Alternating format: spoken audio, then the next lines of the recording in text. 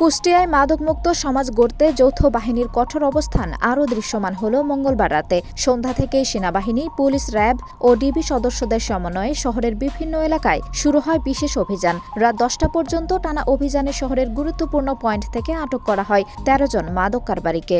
Perfect ব্লেন্ডের fresh মশলা, ভালোবাসার স্বাদ অটুট থাক।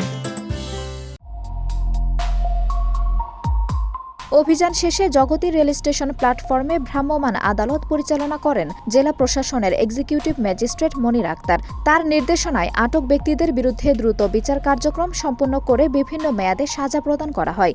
মাদক দেশ থেকে মুক্ত করার জন্য কিংবা আমার এলাকা থেকে মুক্ত করার জন্য স্টেশনে তো এটা আরো বেশি চলে। সব সময় ওপেনলি বসে, এমন কোনো জায়গা নাই যে সব জায়গায় বসে টুপলা টুপলা গাঁজা নিয়ে বসে বসে খাচ্ছে। সবাই কিন্তু এর ছাত্র, এদের কিন্তু হিসাবে এরা পড়াশোনার করার বয়সে, সেই বয়সে তারা নেশা করছে। না, এটা প্রশাসন হিসাবে এটা ঠিকই ভালোই করছে। এদের মা বাপের চাল টাকা চুরি করে নিয়ে আসি, সব মাদক খাই, বুঝছেন, এতে চুরি করে রেল স্টেশনের উপর বসি মাদক খাই। এদের জন্য আইনগত ভালো ব্যবস্থা নেওয়া উচিত। অতিরিক্ত পুলিশ সুপার ফয়সাল মাহমুদ জানান, মাদক নির্মূলে জিরো টলারেন্স নীতি অনুসরণ করছে আইনশৃঙ্খলা বাহিনী। গোপন সংবাদের ভিত্তিতে শহরের কয়েকটি স্থানে মাদক কেনাবেচার তথ্য পাওয়ার পরই যৌথ বাহিনীর এই অভিযান পরিচালনা করে। আমরা যে সন্ধ্যার পর থেকেই একটা বিশেষ মাদক বিরোধী অভিযান করছি।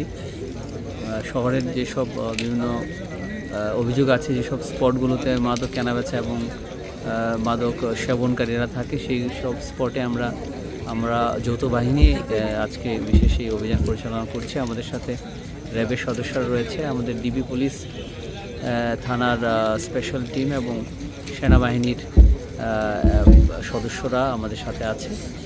তো আমাদের এই অভিযান, মাদক বিরোধী অভিযান অব্যাহত থাকবে।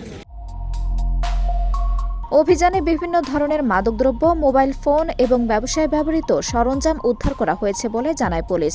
জনগণের নিরাপত্তা নিশ্চিত করতে এ ধরনের অভিযান অব্যাহত থাকবে বলে জানিয়েছেন সংশ্লিষ্ট কর্মকর্তারা। আঞ্জুম হক আরবি, নাগরিক প্রতিদিন।